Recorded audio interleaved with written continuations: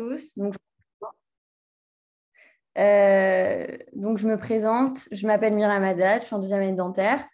Donc, j'ai passé la passe l'année dernière.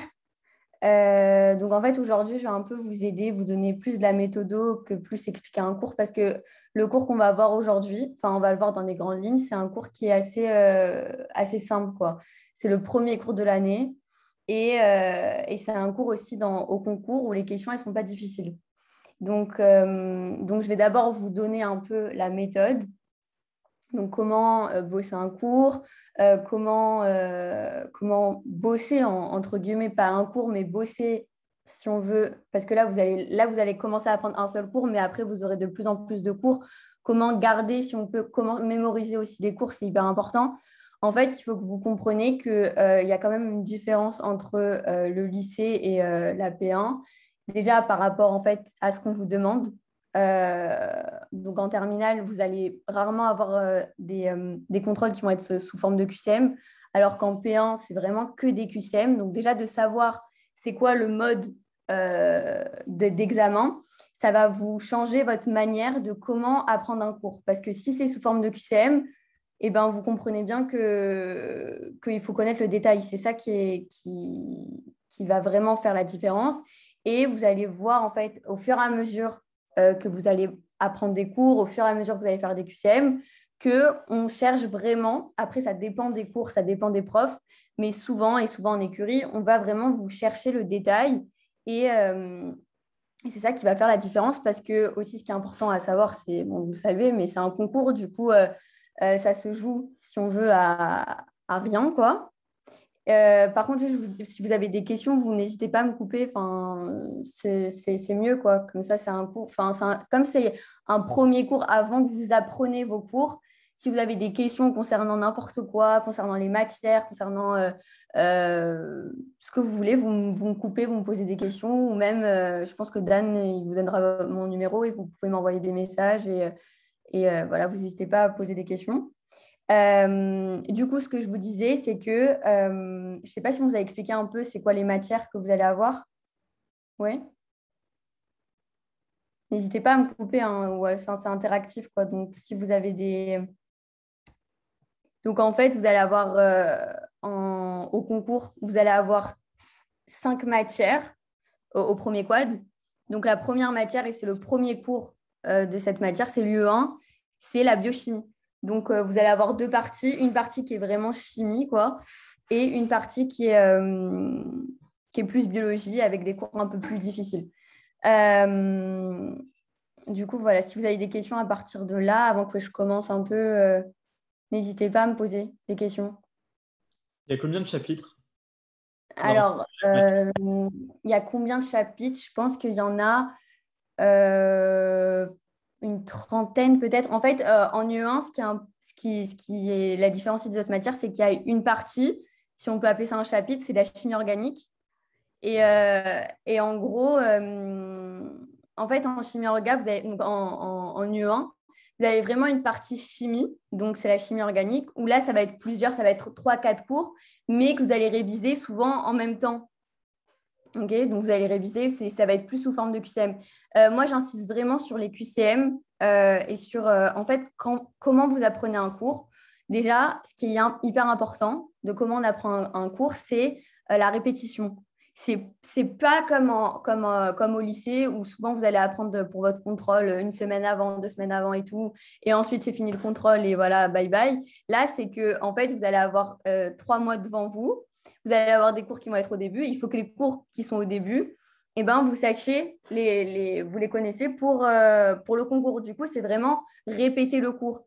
Et en vrai, vous allez remarquer que la mémoire, c'est vraiment à répétition. C'est que plus vous allez revoir un cours, donc moi, je vais vous expliquer un peu ma méthode de travail. Moi, c'était vraiment une méthode de travail à répétition. Ça veut dire que, je ne sais pas si vous avez entendu parler de la méthode des J. Ouais?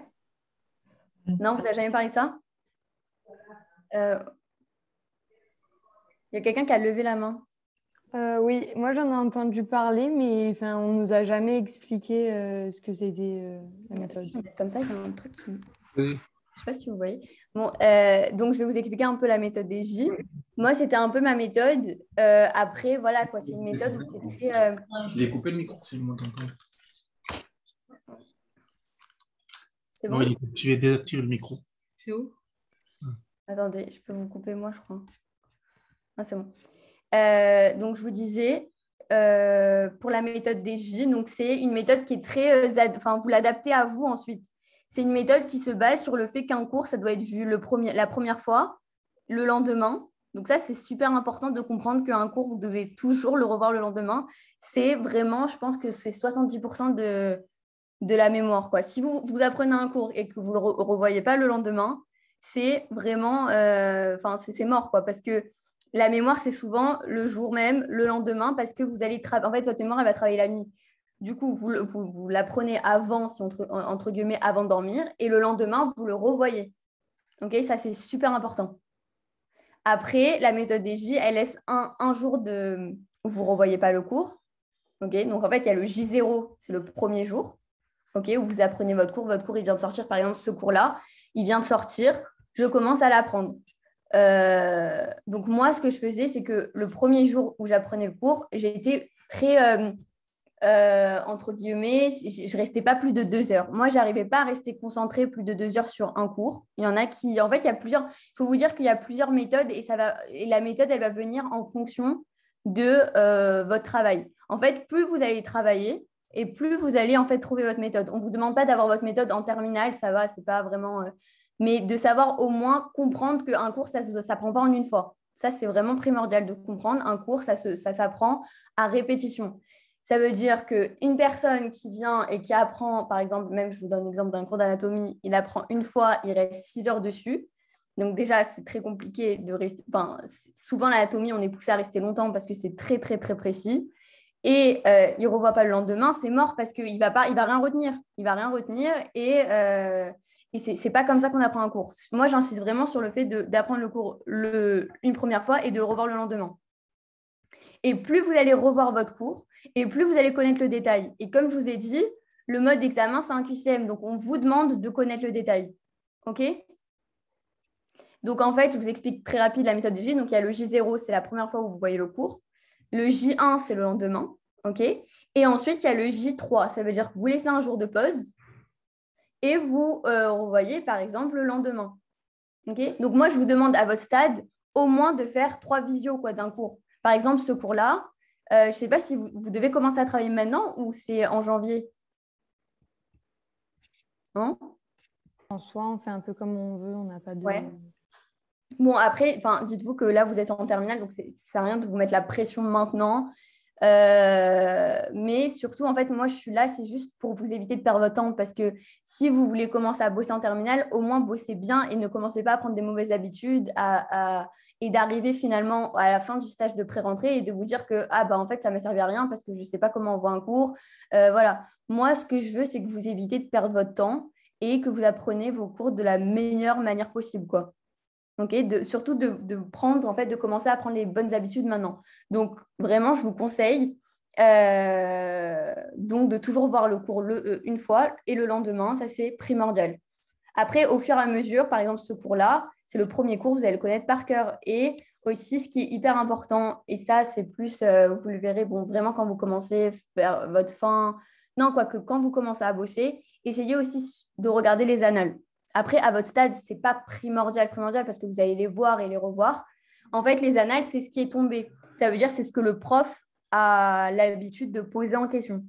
Donc, comme en fait, à la fac, c'est des profs qui donnent les cours et c'est ces profs qui donnent les cours qui vont poser des questions à l'examen.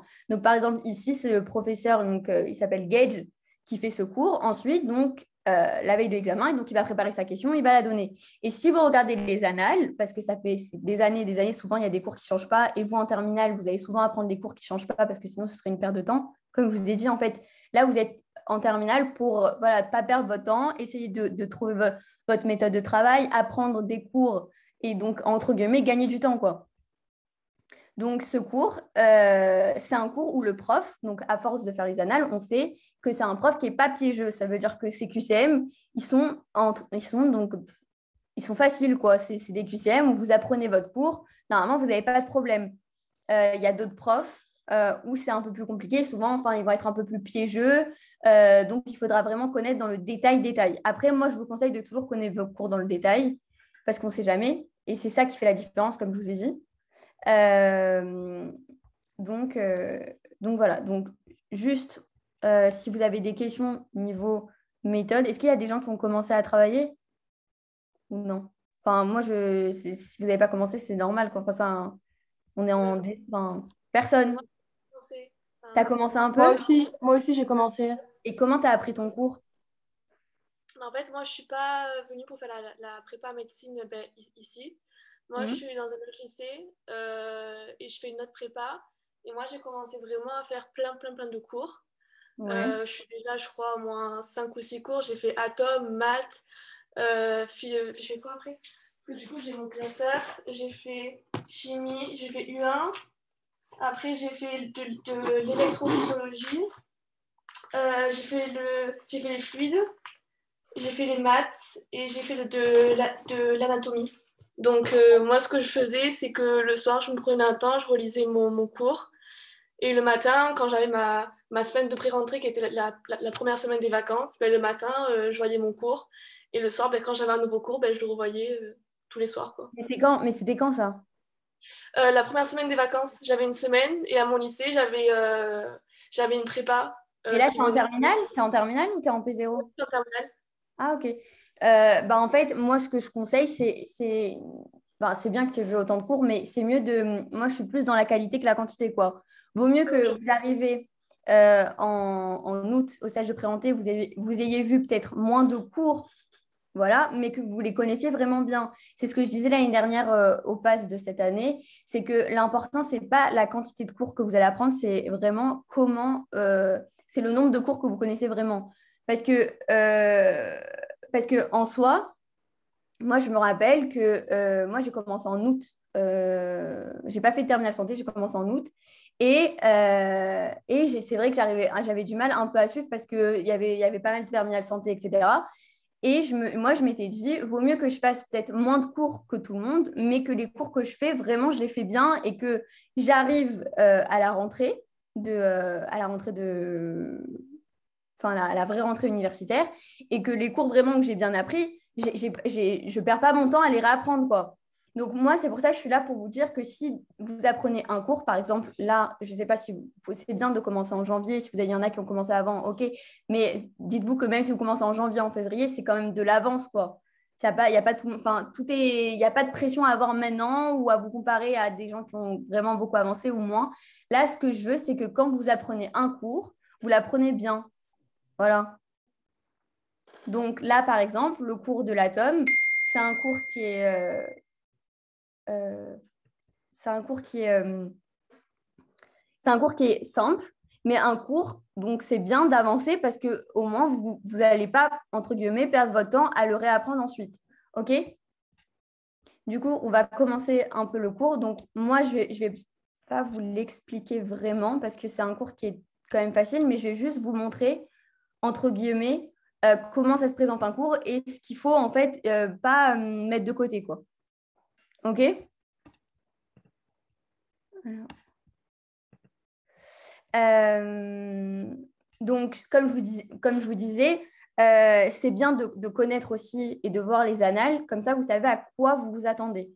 Ok? À quoi le prof il insiste, quelles sont les parties qui sont le plus susceptibles de tomber et quelles sont les parties où c'est le moins. Donc, en fait, là, comme c'est le premier cours de l'année, donc c'est un des cours que vous allez connaître le mieux. Ok?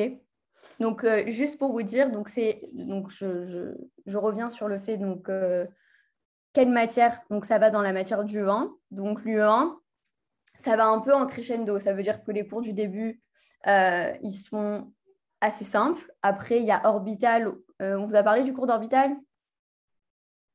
Non? Non. En gros, le cours d'orbital. Le cours d'orbital, c'est un cours qui est un peu plus compliqué que les deux premiers. Donc, celui-là et un autre cours de termes. Termes, c'est le professeur qui va vous faire la chimie organique. Mais en soi, c'est les cours, dites-vous, que vous allez connaître le mieux, donc l'atomistique, où vous allez avoir tous les points, quoi. C'est obligé, parce que c'est des cours que vous allez revoir et revoir. Ok. Donc, est-ce que vous avez des questions au niveau méthodo ou je passe vraiment au cours? Non? Une question. Non, c'est bon. Dis-moi. C'est quoi les cours qui sont les plus longs à apprendre, enfin qui prennent le plus de temps, pas qui sont forcément compliqués, mais où il y a le plus de choses? En UE1, les cours qui sont... Moi, vraiment, si vous me demandez conseil sur quel cours avancer, je ne vous conseille pas d'avancer spécialement les cours de la fin du E1 parce que en vrai, c'est des cours que vous allez réussir à apprendre, vous allez avoir le temps d'apprendre. Ce que je vous conseille vraiment d'avancer, c'est surtout l'anatomie. En fait, l'anatomie, dites-vous, c'est une matière qui ne change pas. Donc, vous n'allez jamais avoir de surprise. En UE1, c'est possible que ce cours-là, par exemple, de Gage, il ne changera pas. Ok, parce qu'il ne change pas du tout. Ce prof, il ne changera jamais son cours. Mais on ne sait jamais, par exemple, les cours qui sont longs, ça peut être les cours sur les glucides à la fin, les cours sur l'ADN, les cours sur la bioénergétique. Tout ça, c'est des cours un peu plus compliqués. Mais par exemple, le cours de glucides, c'est un cours où les annales, c'est tout le temps la même chose. Donc, en fait, je ne peux pas te dire que la difficulté du cours, elle ne s'évalue pas à la longueur. Souvent, si par exemple, c'est un cours qui est long, mais où c'est tout le temps les mêmes questions dans les annales, en soi, il n'est pas si dur que ça, quoi. Alors que tu vas avoir des cours, par exemple, comme enzymologie, où c'est le prof Wafik, où c'est un prof qui, en vrai, son cours est simple, et pas très dur, mais c'est un prof qui est assez piégeux et qui va chercher tout le temps la petite bête, qui va, en fait, où les annales, elles sont un peu sorties nulle part. Donc là, oui, ça, c'est un cours pour moi, entre guillemets, dur, parce qu'au concours, il n'est pas... voilà. Là, le cours qu'on va avoir aujourd'hui, mais après, je ne vais pas vraiment vous l'expliquer parce que c'est, surtout le début où c'est vraiment facile, quoi. Je vais plus vous dire qu'est-ce qu'il faut apprendre le plus, sur quoi ça insiste et sur quoi, voilà. Comme ça, vous n'êtes pas vraiment perdu. Et c'est surtout aussi, là, c'est une séance aussi pour vous rassurer, quoi. C'est ça, vraiment, moi, je ne veux pas que vous vous angoissez pour... faut partir aussi. Ce qui est important en médecine, c'est le mental. Après, vous êtes en terminale santé, dites-vous que c'est que à chaque fois que vous faites quelque chose, c'est du bonus, c'est que de l'avance. Donc, c'est surtout voilà, pour vous rassurer et pour vous dire que comment vraiment aborder et comment apprendre votre cours. Donc, exemple, ce cours, c'est vraiment un cours qui est simple parce que le cours en soi est simple. Ok, les annales, elles sont simples. Donc, voilà, ça, j'appelle ça un cours simple. Voilà. Et les cours difficiles, ce serait enzymo, par exemple. En anatomie, ce serait peut-être innervation, parce que le prof est vraiment piégeux. Voilà, donc moi, je vois plus un cours difficile comme un cours où le prof n'est pas très cool, quoi. Voilà. S'il y a d'autres questions, dites-moi. Même si ce n'est pas en UE1, ce n'est pas très grave. Hein. Non?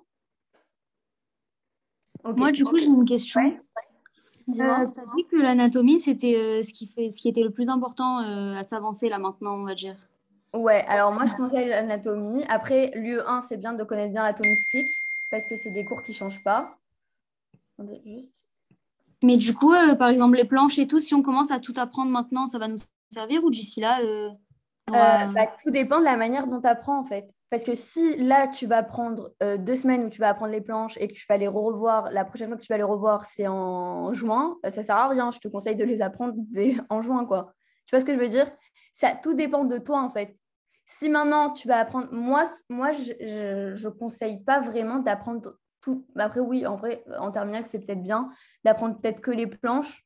Mais moi, je préférais plus apprendre. Donc, d'abord, en fait, j'apprenais la planche d'abord, mais juste après, je voyais le texte. Enfin, c'était pas. Je sais qu'il y en a aussi qui ont appris tous les planches et après, ils ont appris tout le texte. Je trouve que c'est mieux. Comment de bosser l'anatomie, c'est mieux d'apprendre. Donc, ta planche, par exemple, je te parle du cours d'ostéo, le cours de membre, je sais pas moi, de membre thoracique sur la scapula. Donc, tu apprends le schéma de la scapula, donc tous les schémas qui parlent de la scapula, et ensuite, tu vois le texte de la scapula, tu vois. Donc, moi, je te conseille, si par exemple, tu veux t'avancer, peut-être avance-toi sur les bases de l'anatomie, membre thoracique, membre pelvien, au moins c'est fait. Mais ça veut dire la manière dont tu apprends, c'est que si tu commences à apprendre un cours maintenant, c'est pas tu l'apprends et ensuite tu le revois pour le stage de pré-entrée, c'est dommage. Okay, donc, si tu commences à apprendre l'anatomie, tu l'apprends sérieusement, quoi, et tu le revois souvent. Tu le revois, par exemple, tous les dimanches, je fais un peu d'anatomie, d'anatomie, oui. Voilà. Ça, merci. OK. S'il y en a d'autres qui ont des questions, dites-moi. Non? Bon, alors juste je passe au cours. Donc en gros, dans ce cours, le prof, 2 minutes. Ouais. Donc là, en fait, ce qu'il y a à apprendre donc, dans les cours, dites-vous que même les parenthèses, elles sont importantes parce qu'on est en QCM et du coup, après, le prof en lui-même, il va poser souvent des chiffres. Après, ces chiffres-là, il me semble que pas spécialement, mais il faut quand même les apprendre parce que ça peut tomber. Mais il a tendance à souvent faire tomber ça. Donc, est-ce que vous voyez ma flèche? Ouais ou non? Oui, on la voit. Ok. Oui, Donc, c'est bon. il a tendance à faire tomber. Il a tendance à faire tomber ce chiffre-là, par exemple 931 millions d'électronvolts. Donc ça, c'est la masse d'un proton. Ou par exemple, l'énergie liant entre les nucléons au sein du noyau varie selon les atomes. Donc il a tendance à, par exemple, à mélanger les deux. Bon, ça, c'est des pièges qui vont en fait devenir classiques et les pièges où vous allez tomber une fois, mais pas deux. Et aussi, ce qui est important, je ne vous ai pas dit, c'est de faire plein de QCM. Ça veut dire que niveau méthode de travail, on ne bosse pas un cours sans faire de QCM. À chaque fois que vous voyez un cours, vous devez faire un minimum de QCM, enfin au moins 10 QCM sur le cours. Parce que c'est à force de faire des QCM où vous allez voir le piège. Apprendre un cours, en fait, et ça va permettre en fait de vous aiguiller de comment en fait on apprend un cours, c'est on apprend le cours, ok, donc on sait de quoi ça parle, on apprend, donc moi je sais que la première fois que j'apprenais un cours, j'arrivais pas à être vraiment dans le détail parce que je restais que 2 heures, du coup je surlignais, j'essayais de voir, c'était plus le lendemain quand je revoyais le cours où là j'insistais vraiment dans les détails parce que là je faisais pas mal de QCM, donc faites des QCM à chaque fois que vous voyez un cours et plus vous allez faire de QCM, plus vous allez tomber dans des pièges et plus vous allez plus refaire en fait les pièges. OK? Voilà. Donc le prof, lui, il y a des questions qu'il pose. Donc moi, j'ai des annales. Au moins, je vous dis au niveau des annales. Donc lui, il aime bien ce tableau-là. OK? Donc il pose souvent des questions. Par exemple, là, j'ai une annale de 2016 où il dit dans un noyau atomique, les interactions nucléaires fortes permettent la cohésion des quarks entre eux pour former les hadrons. Donc, par exemple, donc là, vous devez apprendre nucléaire forte.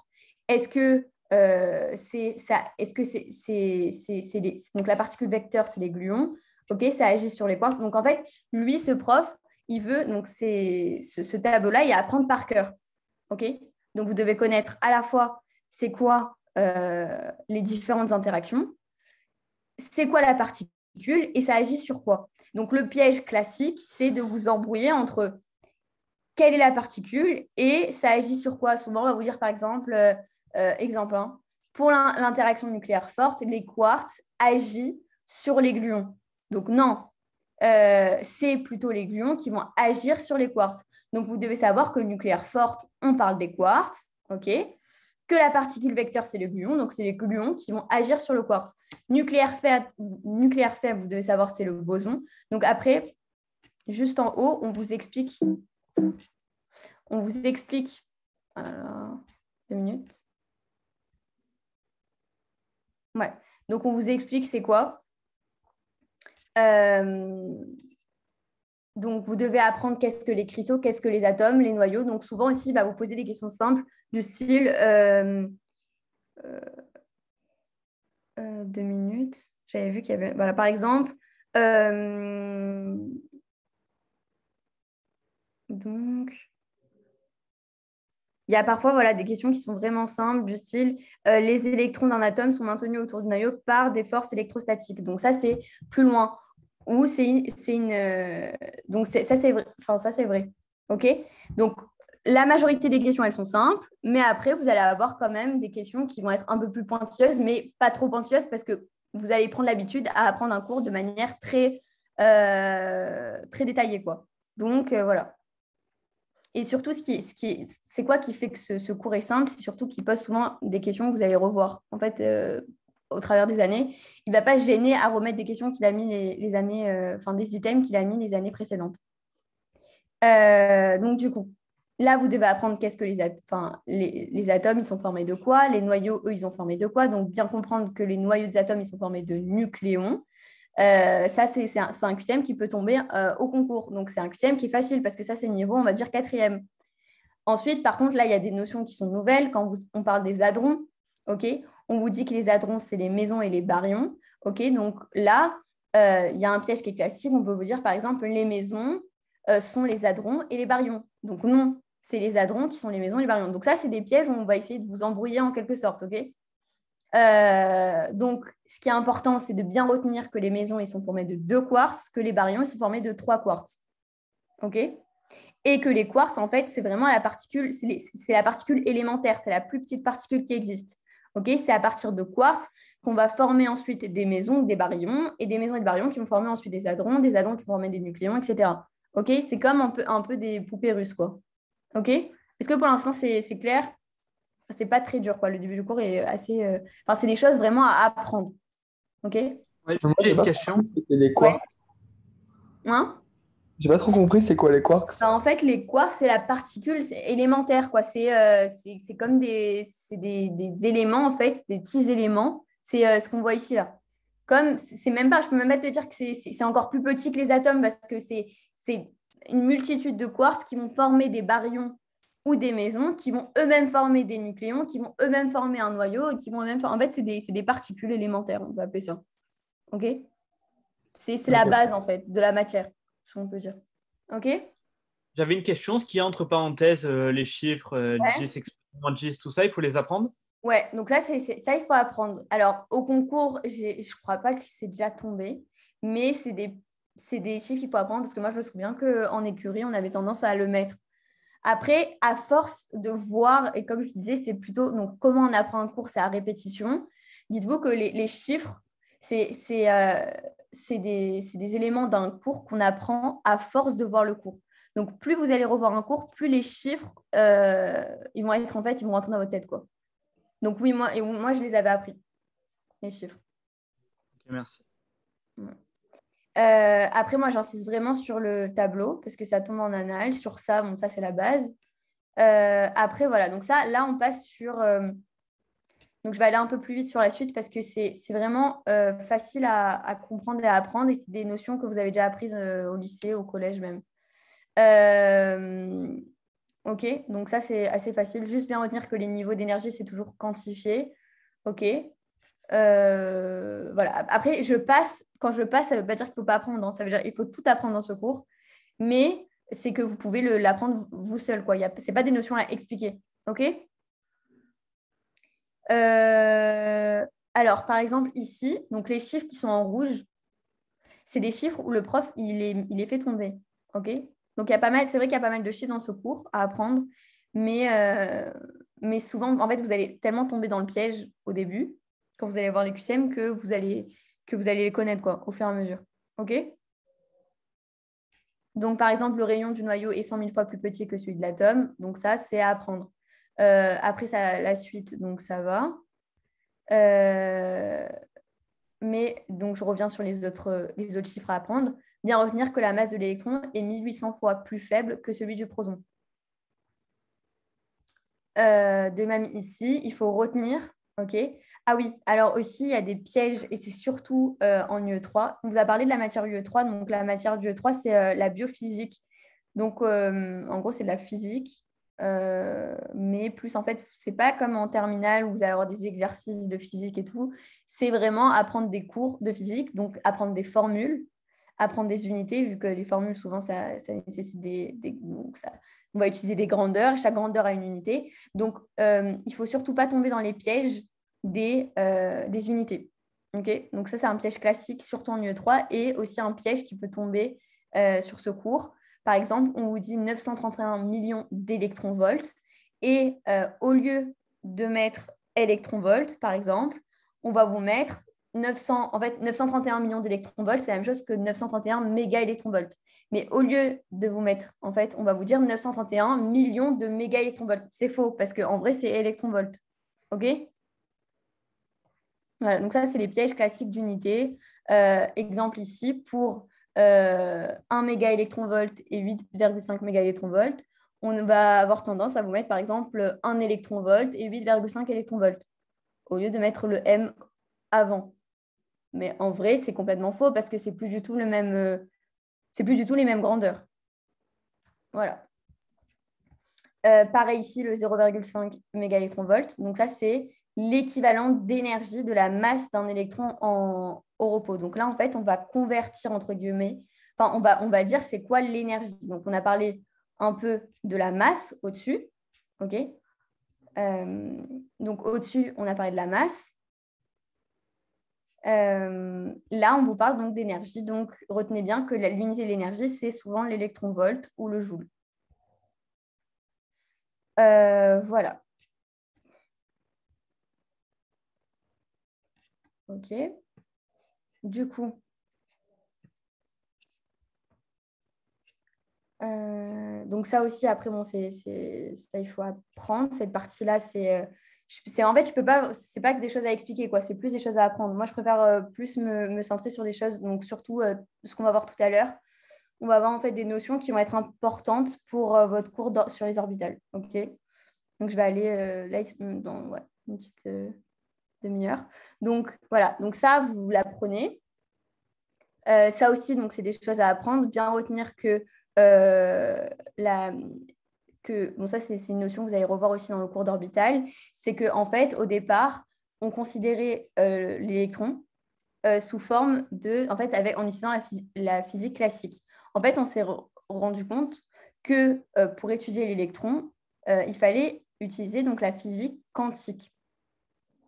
Okay. Donc, on va parler de probabilité et de présence, en fait, la probabilité de présence qui est donc liée à la notion de niveau d'énergie.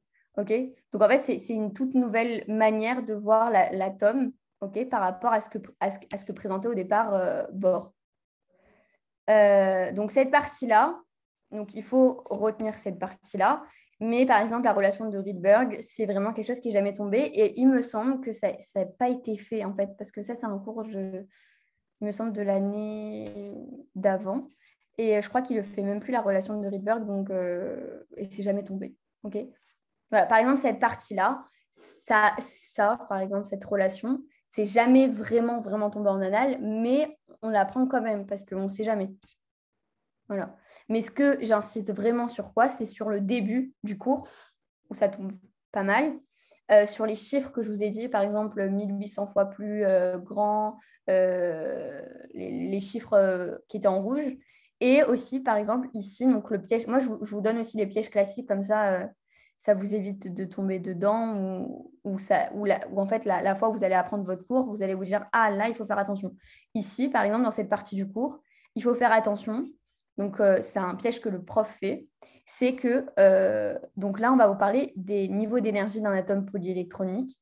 Et il faut retenir les 4 nombres quantiques. Donc, en gros, on voit l'atome grâce à plusieurs nombres quantiques. Donc, il y a le nombre quantique principal, le nombre quantique secondaire, le nombre quantique magnétique et le nombre quantique magnétique de spin. Donc, en fait, c'est l'association de plusieurs nombres qui va former ensuite des couches, des sous-couches et des orbitales. Donc, en fait, on a le nombre quantique principal n, donc on retient bien qu'il n'est jamais égal à 0, et que n, quand on parle de n, en fait, souvent, on parle de la couche. Par exemple, si on vous dit n égale 2, ça veut dire que donc c'est le nombre de couches. Donc, la valeur de n caractérise une couche électronique. Maintenant, quand on vous parle du nombre quantique secondaire L, donc c'est un nombre que quand le couple avec le n, donc c'est le couple n-l, qui va caractériser une sous-couche. Donc le piège classique, c'est de vous dire le nombre quantique L caractérise une sous-couche. Donc non, c'est faux, c'est pas le nombre quantique L. Donc vous voyez que c'est un peu dans le détail. Donc c'est pas le nombre quantique L, c'est le couple n-l qui caractérise la sous-couche. Pareil pour le nombre quantique magnétique. Donc, c'est le triplet NLM qui caractérise l'orbitale. Si on vous dit que c'est le nombre quantique magnétique ML qui caractérise une orbitale, c'est faux. C'est seulement le triplet, c'est les 3 ensemble qui caractérisent l'orbitale. Et enfin, le quadruplé qui va caractériser l'état quantique. Donc, on va en fait du plus gros, finalement, à la couche, c'est le plus général, au quadruplé qui caractérise l'état quantique. Aussi, j'ai oublié de vous dire, niveau méthodologie de cours, c'est important de comprendre un cours. Quand vous avez un cours, essayez de le comprendre au maximum. Après, ne commencez pas à vous poser 1 milliard de questions, même parfois des questions existentielles, quoi. Parfois, je reçois des questions, je me dis, bon, à un moment donné, c'est un peu une perte de temps aussi de trop se poser de questions, mais c'est primordial de comprendre son cours. Ok. C'est surtout primordial pour la mémoire, parce que plus vous comprenez quelque chose, et mieux vous le retenez, ok, que si vous apprenez quelque chose de bêtement. Donc moi, je vous demande au maximum de comprendre votre cours pour mieux le retenir, mais pas non plus de parfois se poser des questions vraiment très bêtes, quoi. Ok. Voilà. Donc ça, c'est vraiment sur ça que je voulais insister, sur ces pièges-là que le prof peut faire. Maintenant, on va passer au principe. Donc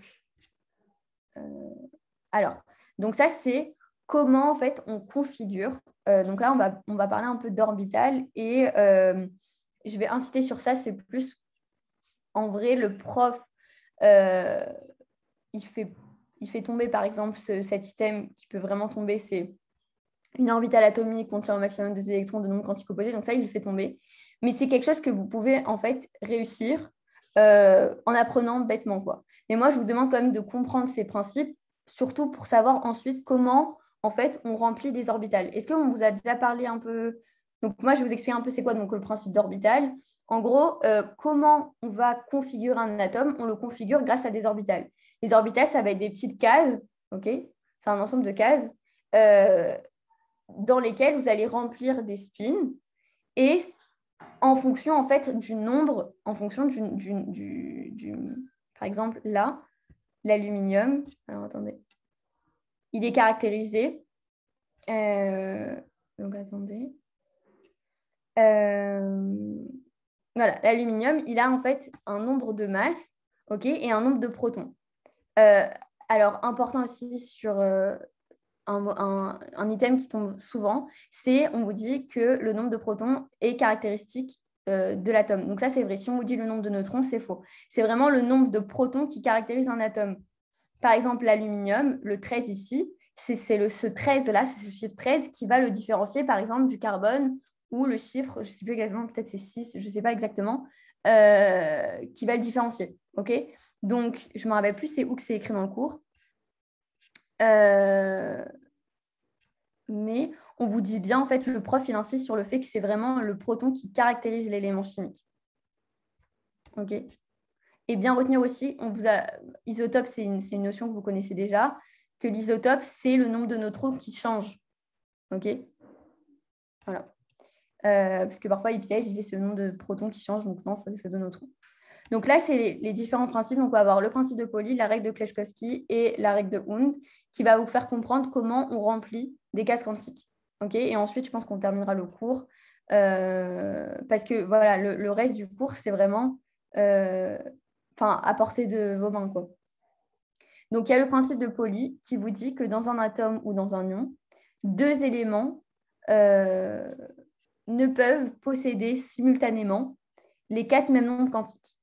En gros, on vous dit qu'une orbitale atomique, elle contient au maximum 2 électrons de nombres quantiques de spin opposés. Donc, en fait, comment vous allez remplir vos cases? Donc, je vous ai dit que comment on remplissait. Donc, on avait une première case, une deuxième case, donc en fonction, bien sûr, du nombre d'électrons qu'on a. Donc, vous allez remplir de manière à ce que vous ayez toujours 2 spins. Donc, les spins, c'est caractérisé par des flèches, donc une qui va en haut, une qui va en bas. Et on remplit en fait toujours 2. Donc, il y aura toujours 2 spins dans une case. Okay, en fait, une case, c'est une orbitale. Et on va toujours remplir de manière à ce qu'on ne va jamais retrouver une case où on va avoir 2 spins, ça veut dire 2 spins qui sont en fait orientés vers le haut. Pourquoi? Parce que si on a 2 spins qui sont orientés vers le haut, ça voudrait dire que finalement, le principe de Pauli n'est pas respecté. Parce que si le principe de Pauli était respecté, on aurait des spins qui sont opposés. Donc, un spin qui va en haut et un spin qui va en bas. Ok, est-ce que c'est clair? Ouais. Ouais. Oui. Super. Donc ça, c'est pour vous expliquer de la manière comment on remplit l'orbital. Okay, donc, on remplit tout le temps un spin en haut et un spin en bas. Mais je commence par la règle de Hund. Lui, il va nous expliquer comment, en fait, on va remplir. Donc, on ne remplit pas en haut, en bas, en haut, en bas, en haut, en bas. Non. Lui, il dit, Klefkowski, qu'on veut, en fait, la configuration en fait, la plus stable, c'est celle qui correspond au nombre quantique magnétique de spin maximal. En fait, il vous explique comment on remplit. On remplit tout le temps. D'abord, les spins qui vont vers le haut. Par exemple, j'ai 5 cases, OK? Donc, d'abord, je vais remplir une case, donc un spin vers le haut, un spin vers le haut, un spin vers le haut, un spin vers le haut 5 fois. Et s'il m'en reste, par exemple, si j'ai 10, on va dire 7 électrons à remplir, OK? Si j'ai 7 électrons à remplir, je vais d'abord remplir 5 spins vers le haut. Et dès que j'ai fini de remplir vers le haut, je commence vers le bas. Pourquoi? Parce que en fait, là, ça ne va pas être du tout. En fait, donc là, si c'est. Ça ne va pas en fait donner la même chose. Vous testerez vous-même, mais que si vous remplissez d'abord en haut, enfin en haut, en bas, en haut, en bas, en haut, en bas, et si vous remplissez d'abord tout en haut et ensuite en bas, vous allez voir que vous n'allez pas utiliser le même nombre de cases. Et que souvent, vous allez souvent utiliser plus de cases si vous faites donc la règle de Hund. Ça veut dire on remplit d'abord les spins donc, en haut. Okay, donc on parle de spin positif. Et ensuite, on remplit les spins qui sont vers le bas. Okay, donc ça, c'est pour vous aider à remplir et à comprendre comment on remplit une orbitale. Et c'est super important, pas dans ce cours, parce que dans ce cours, en vrai, on ne vous demande pas spécialement de comprendre, mais c'est dans le cours sur les orbitales où là, vous allez devoir en fait être capable de refaire des diagrammes. Là, on va vraiment vous demander de savoir en fait comment répartir des spins. Okay, et après, pour bien vous comprendre ce qu'est un spin, donc ça, le spin, si j'en reviens, c'est par rapport au nombre quantique magnétique de spin. Okay, donc on a toujours, en fait, si on veut, un spin, entre guillemets, c'est égal à un électron. Okay, et en gros, l'électron, on dit qu'il y a des électrons qui sont donc positifs, ceux qui sont orientés vers le bas, enfin vers le haut plutôt, et des spins négatifs qui sont orientés vers le bas. Okay, donc on remplit. Donc en fait, la configuration, en gros, on veut comprendre comment, de manière schématique, donc grâce à nos cases qui correspondent à des orbitales, comment on remplit ce schéma. Okay, combien il y a d'électrons. Okay, dans une orbitale, l'électron est apparié avec combien d'électrons. Quelles sont les orbitales qui vont être vides. Okay, donc, c'est vraiment ça qui est important. Donc, après, bien sûr, là, il faut connaître par cœur les définitions. Okay, c'est hyper important. Donc, niveau méthodo, c'est hyper important de comprendre, d'apprendre les définitions vraiment au mot près, parce qu'une définition, s'il n'y a pas tous les éléments de la définition, elle est comptée comme fausse. Okay, et aussi, petit truc, je ne sais pas si on vous a parlé des items qui sont restrictifs ou pas. Donc ça, c'est pour revenir un peu à la méthodo. Mais exemple, si on vous met 2 points, je ne sais pas si, par exemple, il y a un cours qui vous fait une liste qui vous dit dans un atome, on a un noyau et des électrons. Okay, si on vous met dans un atome, il y a 2 points, un noyau, c'est restrictif. Ça veut dire que c'est faux. On compte l'item faux. Pourquoi? Parce qu'il manque les électrons. Maintenant, si on vous dit dans un atome, enfin un atome est constitué d'un noyau, sans vous mettre les 2 points, ça reste juste. Okay, parce qu'il n'y a pas les 2 points. En fait, les 2 points, vous pouvez les remplacer par que. OK? Donc, voilà. Après, donc, la fin du cours, c'est niveau propriété chimique, propriété magnétique. Donc, je ne vais pas vraiment m'attarder. Si vous arrivez, bon après voilà, ça à apprendre, les blocs S, le bloc D et le bloc P. Donc il faut retenir juste que, et ça c'est important pour le cours des orbitales, qu'on a plusieurs types d'orbitales. On a les orbitales S, on a les orbitales D, on a les orbitales P. Okay, et là, dans ce cours, on ne vous demande pas de connaître toutes les caractéristiques des orbitales, mais ce sera dans le cours donc, qui va traiter des orbitales. Là, ce qui vous demande juste, c'est, et en vrai, il ne posera pas de questions vraiment sur savoir, il ne vous demande pas de savoir vraiment de la colonne 3 à la colonne 12, il y a tel, donc ça, ce n'est pas vraiment. Mais ce qu'il vous demande de bien comprendre, et je crois que je l'ai vu dans les annales, ce qu'il vous demande vraiment bien de comprendre, c'est que les éléments d'une même colonne donc par exemple ici, donc les éléments d'une même colonne ici, ils possèdent une même structure électronique de valence. Ça veut dire en fait tous les atomes qui vont être ici et ici, c'est des atomes dont leur couche de valence, donc couche de valence, ça veut dire que c'est la dernière couche, si on veut, elle va être constituée de la même manière. Ça veut dire que comme on a dit que le bloc 1 et le bloc 2, c'est des atomes dont leur dernière couche, entre guillemets, c'est des orbitales S. En fait, on vous dit qu'ils vont être configurés de la même manière au niveau de leur couche de valence. Donc, pour la colonne 1, exemple. Okay, donc, il faut bien retenir que les éléments d'une même colonne, ils possèdent la même structure de valence. Et c'est une famille. Okay, et vu qu'ils ont la même, si on veut, configuration électronique, finalement, si ils se font tous, par exemple, si je prends cette ligne, donc, où il y a de l'hydrogène, du lithium, etc., donc on dit que c'est de la même famille. Okay, donc, vu que c'est la même famille, c'est des propriétés voisines et c'est une même configuration. Donc, on sait que ces atomes-là, ils vont se finir par une couche S. Okay, après, là, ce qu'il faut retenir, entre guillemets, c'est savoir, ça, il faut quand même le retenir. OK, donc, les éléments de la première colonne constituent la famille des alcalins, la deuxième colonne des alkylotéreux. Donc, ça, je vous demande bien de le retenir et surtout de comprendre que la dernière colonne, donc finalement, dernière colonne, c'est la même famille. OK, et ben, ça va être des gaz nobles. Et les gaz nobles, en gros, c'est des atomes pour lesquels, en fait, ils ne vont jamais avoir des électrons de valence. Ça veut dire que tous leurs électrons vont être appariés. Et c'est hyper important. Donc, là, il me semble que, je ne sais pas si je l'ai dit ou pas, mais dans le principe de Pauli, on vous dit que 2 électrons qui occupent la même orbitale, okay, c'est des électrons qui sont dits appariés. Okay, faites gaffe, souvent le prof a tendance à dire, par exemple, 2 électrons qui occupent une même orbitale sont dits célibataires. Donc non, célibataire, ça voudrait dire qu'ils sont seuls. Okay, ça veut dire que c'est un électron, par exemple, de valence qui reste comme ça. Et c'est important après, ça sera plus dans le cours, en gros, dans l'atomistique, vous avez 3 cours. Vous avez ce cours-là de M. Gage. Vous avez un autre cours de termes qui est assez facile, qui va reprendre un peu ce principe, mais ça va être plus par rapport aux liaisons. Comment, en fait, 2 atomes se lient. Et ça va se rejoindre parce qu'en fait, un atome, il se lie grâce aux électrons. Voilà. Donc, il se lie grâce aux électrons. On dit souvent que l'électron, c'est le liant de la matière. Et ça va être, par exemple, les gaz nobles, le néon, l'argon, etc. C'est des atomes qui ne vont jamais faire de liaison. Pourquoi ?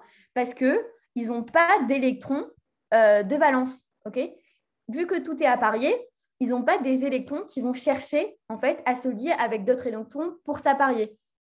Okay, donc, il faut comprendre aussi cette notion. C'est le fait qu'un électron de valence, c'est un électron qui veut chercher à s'apparier et donc qui va former des liaisons avec un atome. Donc, soit c'est le même atome que lui, par exemple, un oxygène, un autre oxygène, soit ça va être des autres atomes. Et c'est pour ça qu'en fait, ça forme en fait, des molécules. Et ça, c'est le cours de termes, qui est un cours aussi assez simple, que vous pouvez aussi avancer seul et qui est très compréhensible. Après, orbital, vous pouvez l'avancer seul, mais vu que vous êtes en terminale, ça va, vous pouvez en fait attendre qu'on vous explique le cours. Je trouve ça plus judicieux parce que vous avez le temps que quelqu'un puisse vous expliquer et vous éclairer un peu, parce que c'est un cours qui est un peu, on va entre guillemets dire complexe dans la transition entre terminale et première année, mais qui va vraiment après devenir simple parce que c'est un cours que vous allez revoir vraiment, vous allez le revoir vraiment, vraiment beaucoup. Donc, voilà, je pense que moi, si vous avez des questions au niveau du cours, c'est vrai que je suis peut-être allée un peu vite, mais c'est vraiment pour pas vous faire perdre votre temps à ce que je vous explique des trucs que vous devez apprendre, quoi. Mais si vous avez des questions, dites-moi. Comme ça, j'y réponds maintenant, que ce soit de méthodo, que ce soit au niveau du cours ou des autres cours. Voilà. Ouais, je voulais savoir, tout à l'heure, vous avez dit qu'il y avait UE1, c'était biochimie, UE3, c'était biophysique, UE2, UE4 et UE5, c'est quoi? Alors, UE2, c'est physiologie. Alors, physiologie, c'est un peu une nouvelle matière. Du coup, vous n'avez pas vraiment beaucoup... Enfin, vous allez avoir quoi? 2 annales sur ça. C'est une matière qui est assez... Enfin, c'est une matière qui va en fait un peu reprendre des notions d'anatomie, mais qui va vous expliquer en fait de la manière, par exemple, appareil digestif, comment ça fonctionne l'estomac. Donc, c'est des cours qui sont un peu longs. Et c'est un coef qui est quand même assez donc, de coef 2. Donc, c'est pas vraiment, moi, je ne vous conseille pas d'avancer de la physiologie. Quoi. Ça ne sert pas vraiment à grand-chose. Ensuite, il y a c'est quoi que je n'ai pas dit? UE4 et l'UE5. Voilà, UE4, c'est les maths, avec une partie maths, une partie biostat. Et l'UE5, c'est l'anatomie. Voilà. Donc, allez-y, n'hésitez pas si vous avez d'autres questions. Vraiment, moi, j'y réponds maintenant. Après, s'il y en a qui veulent même me poser des questions après. Excusez-moi. Ouais, dis-moi. Au niveau du rythme, un chapitre, ça dure combien de temps généralement? Comment tu l'apprends? Non, c'est au niveau des cours. Genre, Alors, un cours, ça dure 2 heures. Enfin, le prof, quand il fait son cours à la fac, il prend 2 heures. d'accord, ok. Après, il y a des cours où le prof, enfin, par exemple, il y a des profs qui vont, je pense que par exemple, ce cours-là, le prof, il doit le finir en 1 heure et demie, quoi. Mais ça dépend, en fait, voilà. Après, aussi, ce qui est important aussi de comprendre, c'est que vous devez aussi savoir. Moi, je sais que par exemple, j'aimais pas trop aller en cours à la fac parce que je trouvais que ça me faisait un peu perdre du temps. Mais il y en a où bah, ça les aidait une tonne d'aller à la fac. Bon, après, ça, c'est des choses que vous avez pu se voir au stage ou un peu, enfin, c'est pas maintenant. Mais je sais qu'il y en a que ça aidait beaucoup d'aller à la fac, écouter le prof. Après, moi, il y a des profs où je ne conseille pas du tout d'aller. Par exemple, ce prof-là, pour ce cours, il lit. Donc, c'est un peu une perte de temps d'écouter quelqu'un qui lit son cours, quoi. Voilà. Il n'y a pas d'autres questions? Si, moi j'en ai une. Au QCM, si on répond faux, c'est un point en moins. Alors, QCM, donc un QCM, c'est 5 items. Si tu fais une faute, tu as 0,5. Okay, si tu, par exemple, tu as fait un item où tu as fait faux, tu as 0,5. Si tu as fait 2 fautes, tu as 0,2. Donc, il y a 2 items où tu as fait faux. Et si tu as fait 3 fautes, bah là, tu as 0. Mais en vrai, c'est pas tu as une faute, tu as 0. C'est en fonction de combien de fautes tu fais. Ok, merci. Si vous avez d'autres questions, dites-moi. Bah justement, au niveau des QCM, par Ouais. exemple, s'il y a une réponse où on n'est pas sûr de nous, il vaut mieux y répondre ou vaut mieux laisser blanc? Blanc.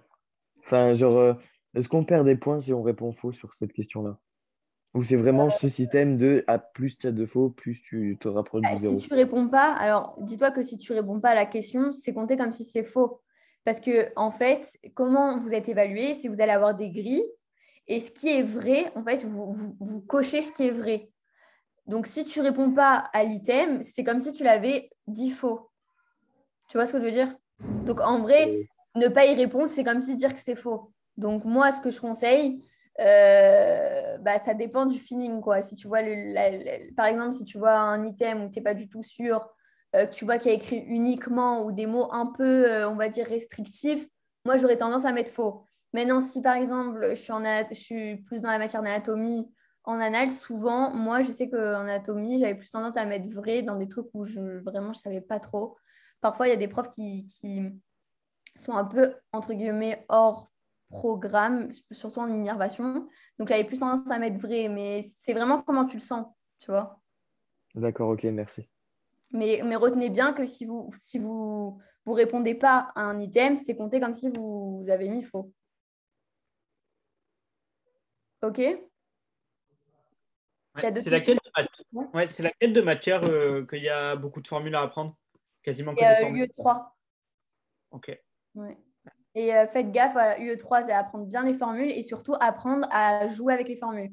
Ça veut dire si votre formule, c'est A égale à B sur C, il faut bien retenir les principes de proportionnalité, que de savoir que B est égal à A fois C. OK?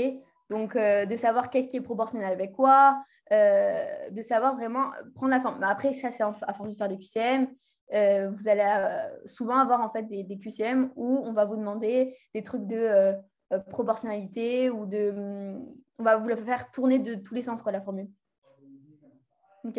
Donc, on n'apprend pas une formule comme ça bêtement. On essaye de jouer avec et de comprendre la proportionnalité des choses. Ok, les cours, on peut les trouver où là? Si on veut avancer, par exemple, la biophysique. Alors, si les cours, je pense que vous demandez à Dan, il vous envoie. Ouais, Ah, merci. il a tous les cours, Dan. OK? Il n'y a pas un livre qu'il faut acheter, par exemple, sur l'anatomie pour bien comprendre? Alors, tu veux un logiciel, quoi? Tu parles de Non, un logiciel? livre, Ah, c'est pas un la- livre. Alors, en anatomie, UE5, en vrai, moi, j'avais un livre qui n'était pas moi, c'était à mon beau-frère, il m'avait prêté. Enfin, moi, je n'ai pas trop utilisé en UE5. Anatomie générale, c'est plus en SP12 où là, ouais, il y a vraiment besoin d'un livre. Mais en UE5, je ne te conseille pas d'acheter. Après, si tu as un éther, moi, j'aime bien le éther. Mais vraiment, les polis, enfin, dans votre poli, les schémas qui sont dans votre poli, ils sont vraiment suffisants, ils sont très bien.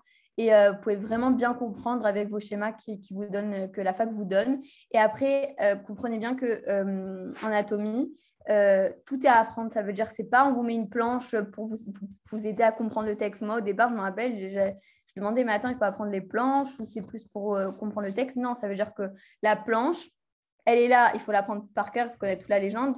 Et elle est là aussi, et retenez bien, à vous aider aussi à comprendre le texte. Okay, où c'est un peu plus compliqué d'apprendre un texte comme ça bêtement si vous n'arrivez pas à visualiser. Bah, après, anatomie, je ne sais pas si vous avez vu j'ai donné un cours en été où j'expliquais un peu comment on bosse l'anatomie, l'ostéologie. C'est vraiment la visualisation, quoi. Voilà. Donc, plus vous visualisez, et les schémas du poly sont vraiment suffisants pour visualiser. Voilà. S'il y a d'autres questions, n'hésitez pas. Ou si c'est bon, on termine. Moi, juste à un moment, le premier cours de stéréochimie, on nous parlait d'atomes en avant, en arrière. Ouais, alors, J'ai pas compris. c'est en chimie organique, la stérochimie. Ouais. Bah là, je pourrais pas vraiment t'expliquer comme ça, mais il me semble qu'il y a... Qu'est-ce qui vous a parlé de ce cours? Il y a quelqu'un qui vous a aidé ou non? Il y avait une vidéo, mais je sais plus du tout c'est qui. Ouais, bah en fait, il faut, vraiment, je pourrais pas vraiment t'aider là, je me souviens plus trop. Mais après, il y a une méthodologie. Et ça, c'est la chimie organique. Et en fait, ce cours-là, si vous regardez les annales de stérochimie, souvent, en fait, le prof, qu'est-ce qu'il va faire? Il va vous donner 4 molécules et il va vous demander est-ce que c'est R, est-ce que c'est S? Du coup, maîtriser, essayer vraiment de comprendre comment on fait R et S. Là, vraiment, je ne saurais pas vraiment t'expliquer, je ne me souviens plus trop. Mais essaye de demander à un tuteur qui pourrait, je pense, je ne me rappelle plus qui est-ce qui était vraiment bien en chimie orga. Ou bien il y a une vidéo, je crois, sur la chimie organique qui a été fait, un cours que tu peux retrouver sur Master Prépa, où ça t'explique comment tu configures, comment tu dis que c'est R, comment tu dis que c'est S. Mais après, en fait, c'est un principe où quand tu comprends, après, c'est très facile et tu as toujours tout juste. Mais là, je ne saurais pas t'expliquer. Ça va, merci. Voilà. S'il y a d'autres questions? Non, il n'y a pas de questions?